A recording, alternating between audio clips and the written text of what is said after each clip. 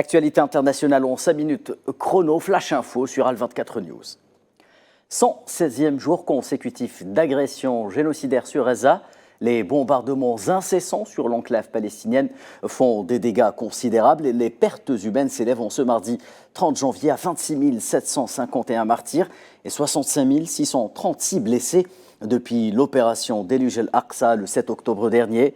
Selon le bilan quotidien publié par le ministère de la Santé à Gaza, les forces sionistes ont commis au moins 13 massacres contre des familles et des civils durant les dernières 24 heures, des exactions ayant causé la mort de 114 martyrs.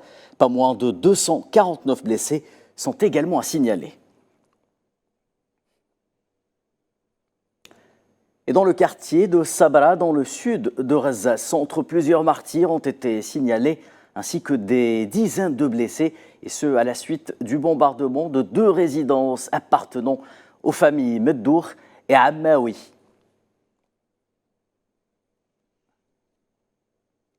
Le camp de Nusayrat dans le centre de Gaza, toujours particulièrement ciblé par les bombardements de l'armée d'occupation. L'on compte aujourd'hui au moins 3 martyrs dont les dépouilles ont été acheminées au niveau de l'hôpital Shuhada al-Aqsa. Et puis, dans la zone épi, le sud de l'enclave de Gaza a également été sous d'intenses bombardements durant les dernières heures. À Khan Younes, des affrontements et des bombardements violents ont eu lieu dans la région de Batn Sabine et dans le quartier d'Al Amal, où la mosquée Al-Farouq a été ciblée.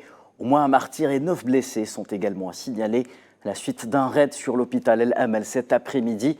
À Rafah, l'on notera le bombardement subi par Jneina à l'est de Rafah. Là aussi, des dizaines de martyrs et de blessés sont à déplorer.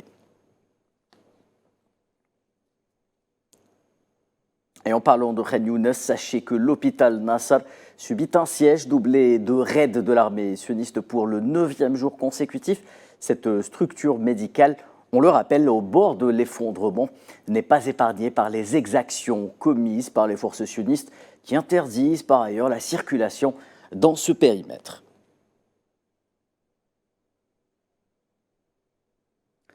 Voilà donc en ce qui concerne la situation sur le terrain en ce 116e jour d'agression sioniste sur Gaza.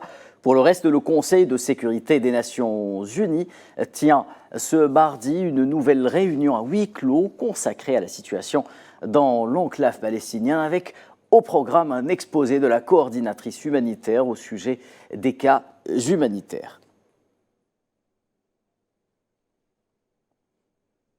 Et depuis l'annonce de la suspension des financements destinés à l'Office de secours et de travaux des Nations Unies pour les réfugiés de Palestine, une voix la sonnette d'alarme sur un effondrement quasi imminent de la situation humanitaire à Gaza ne cesse de retentir. Et alors que le secrétaire général de l'ONU s'entretient avec les donateurs des ONG, ont lancé un appel pour que les fonds continuent d'être acheminés dans l'enclave palestinienne.